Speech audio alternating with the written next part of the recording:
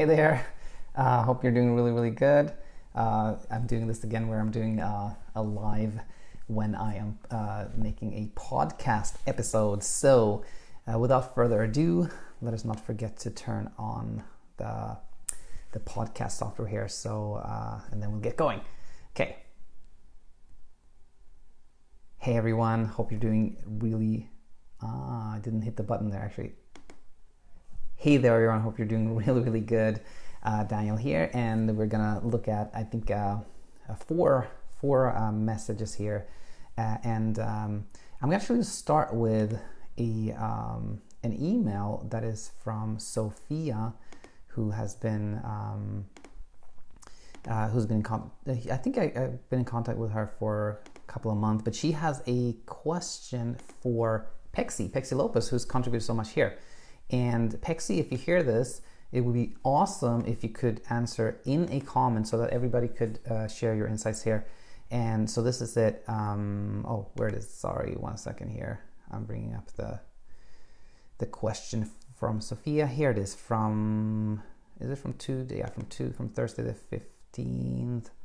No, sorry. Here it is.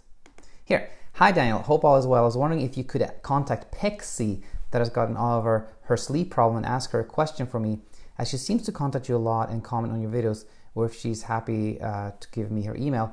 Does she still do all the sleep hygiene and CBTI instructions, or has she moved on just by ignoring her problem? How did she get over it? And by the way, I think more than one person has asked you this question, Pexi, so it would be great if you could answer in a comment.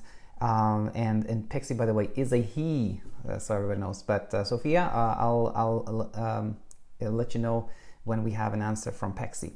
All right, very cool. So that said, we shall move on to an email I got 4 days ago from Patrick, and then I asked Patrick if it was okay for me to make this reply, and then Patrick replied. So that there was a little bit of delay there. But that said, and by the way, my usual disclaimer here.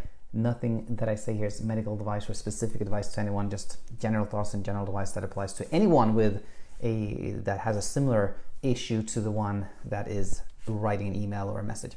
Hi, Dr. Erickson. Thanks for all the informative videos. They've been very helpful. Anytime, Patrick, thank you for emailing me. That's super helpful. I feel the biggest cause for the continuation of insomnia involves sleep drive.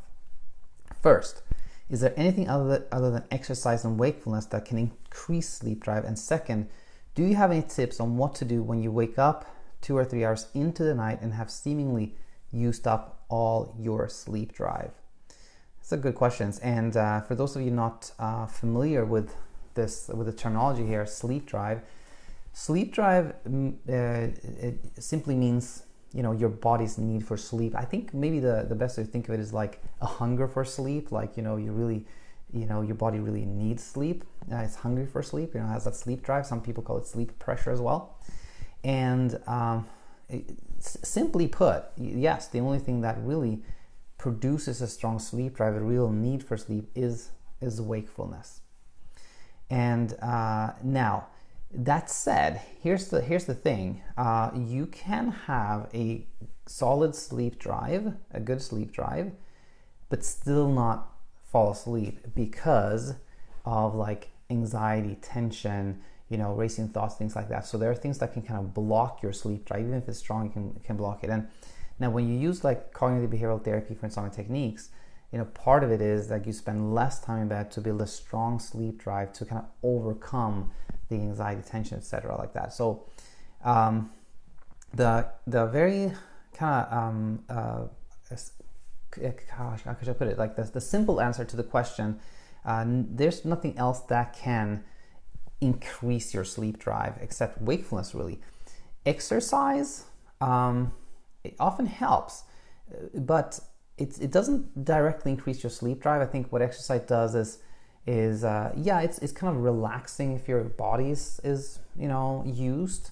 That's one thing. But I think, to be honest with you, even more importantly than the actual act of exercising, the reason exercise is helpful is that it shifts your mindset. Like it shifts your attention away from insomnia, away from sleep. You're thinking about something else, and particularly if it's if you're playing softball or volleyball or something with other people, then you're interacting with other people as well as using your body, and that shifting of attention really helps in general for insomnia. But it's important to point out that just the kind of mere physical exercise doesn't increase your sleep drive, and it's important to point that out, because a lot of people like try to exhaust themselves. They try like, I'm going to do this, I'm going to, I'm super active during the day, and then they kind of like expect that to make them sleep, and that can be really counterproductive, because then people are disappointed. By the way, and that applies to anything that we do to kind of produce sleep, that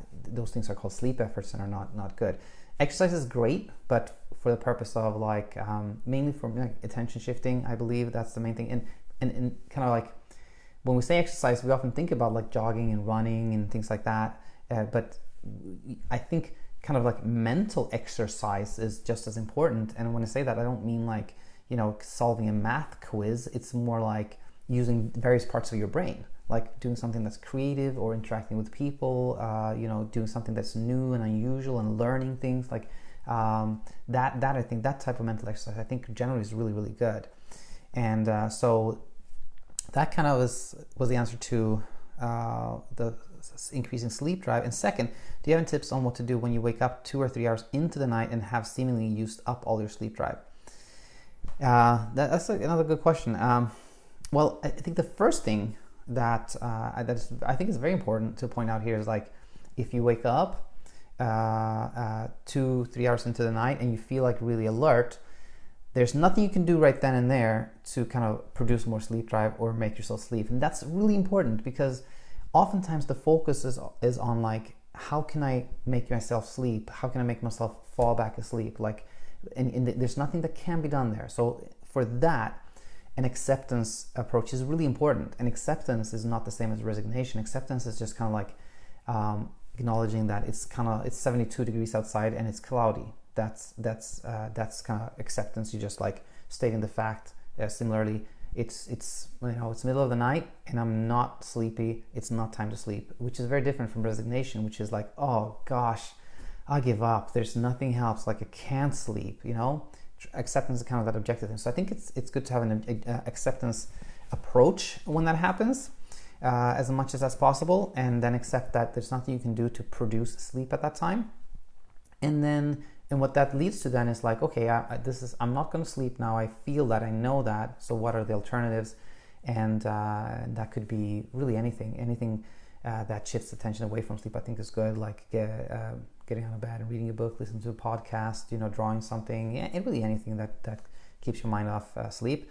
And thirdly, I want to add here, if somebody kind of consistently has that happening where they wake up 2-3 hours into sleep and then have don't fall back asleep until hours later, then to me that signals that maybe this person has like a too wide sleep window. And for those of you not familiar with the sleep window terminology here, that's like when you use what's called bedtime restriction or sleep restriction. You spend less time in bed and you create a sleep window. So you say, I'm not going to go to bed before, let's say 11, and I'm going to get up at, let's say 5:30 a.m. That's my sleep window. So if somebody kind of constantly wakes up and spends a lot of time awake at night, that to me signals that maybe that person has like a too wide sleep window. Maybe they should shorten that. And I want to add one more thing, which I talk a lot about, but I feel like I can almost not say this enough, because this question always comes up. What people say, I'm afraid of getting up. I don't want to get out of bed because I'm afraid that that's going to make me alert, and then I'm going to sleep even less. That doesn't happen. I mean, yeah, it could happen at one time, right? But generally speaking, it is better when you're frustrated in bed to get out, because you don't want to associate the bed with kind of anxiety, insomnia, tossing and turning, right? So but what if you don't want to get out of bed? Well, here's a good one. If you wake up and you feel kind of it's cozy, warm, nice in your bed, and you would rather stay, and you emotionally you're in a good place, or you can go to a good place, you can imagine yourself in like that proverbial like tropical beach, and it's like a nice breeze, and you feel good, then you can stay in bed, because you're probably going to drift off to sleep again. But if you wake up and you're trying to like go to that nice emotional space and think about something nice, and that's impossible, you're just frustrated, angry, annoyed, then it is better to leave the bed and do something different until you feel like it's time to sleep again. Patrick, thank you so much for this question. And anybody listening, I can't be, I'm not, I don't know. I'm super, super happy, I want to say that, for all these questions. They are so important. So with this question addressed here, we are going to move on to we're going to go to my Facebook page. Where are you? There you are.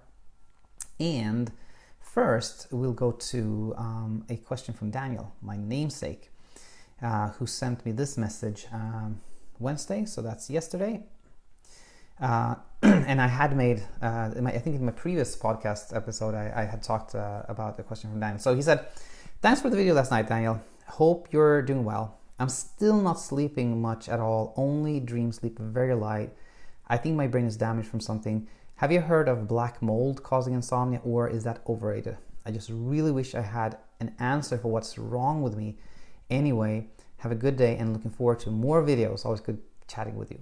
Always good chatting with you also, Daniel. And I want to go to this question right now. But before I do, I want to kind of clarify something. I made an episode yesterday where I talked about, or was it the day before yesterday? I think it was the day before yesterday, actually, where I was talking about how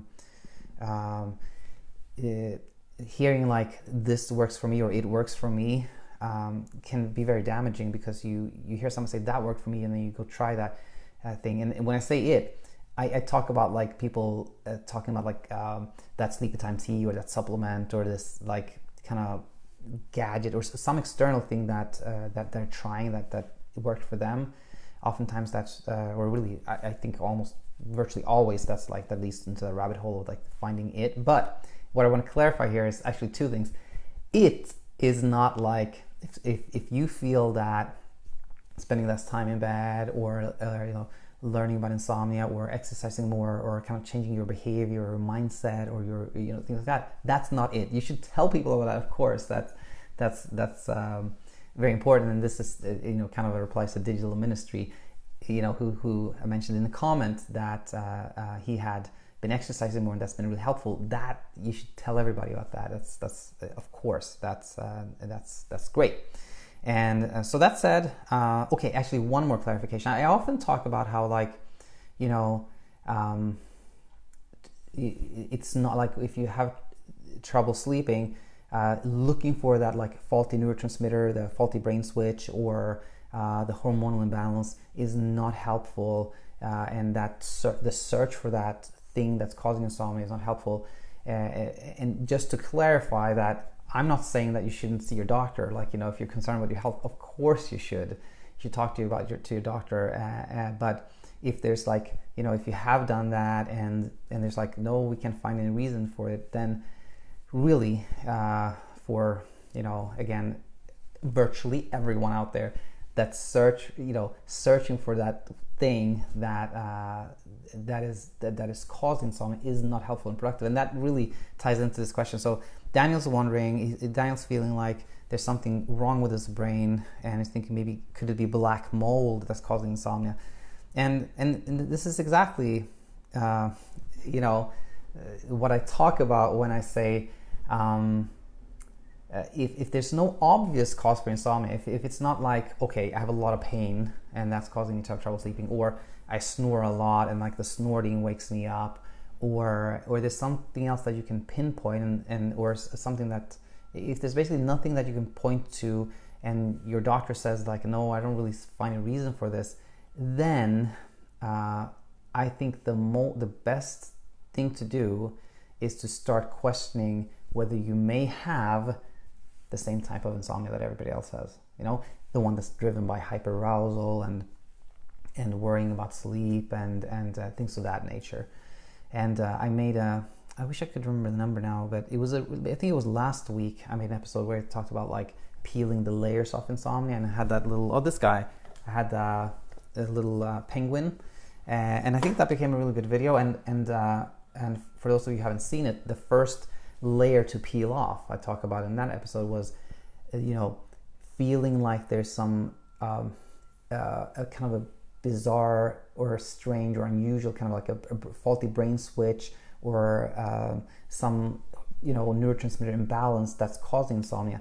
And the reason I always talk about that is because if you believe that you have something is wrong in your brain, or you have a very unusual condition, or there's neurotransmitters are not in balance, something like that, then it becomes almost impossible to get past insomnia, because you believe that something is really, really wrong with you, and you have to find what is wrong with you so that can be addressed so that you can sleep better.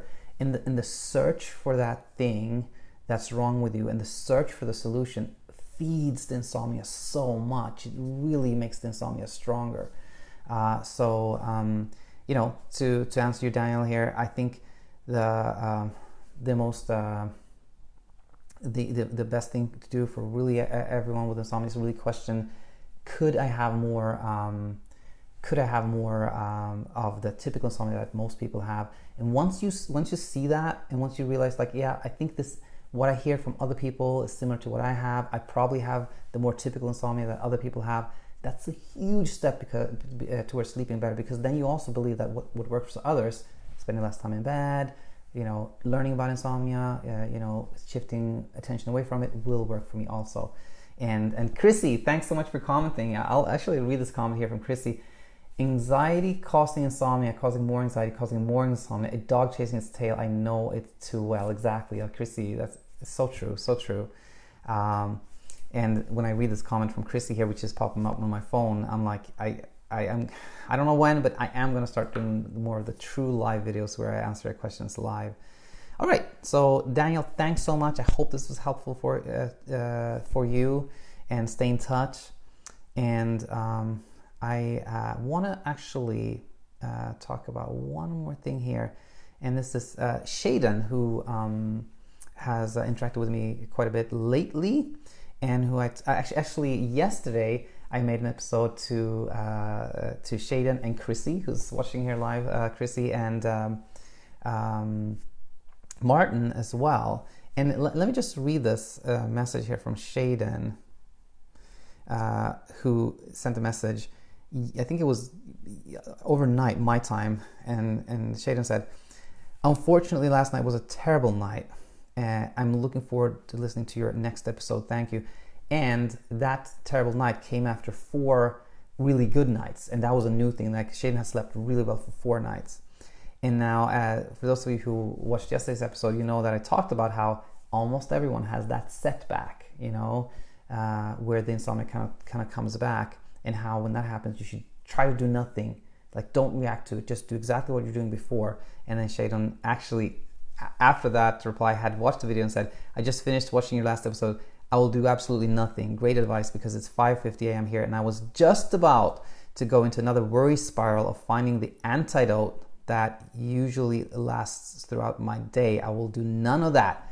I think that's super encouraging to hear that, Shaden. Super, super encouraging. And in fact, I've thought for a while about doing a video where I talk about why it is that you have that kind of like insomnia kind of comes back after you're doing well.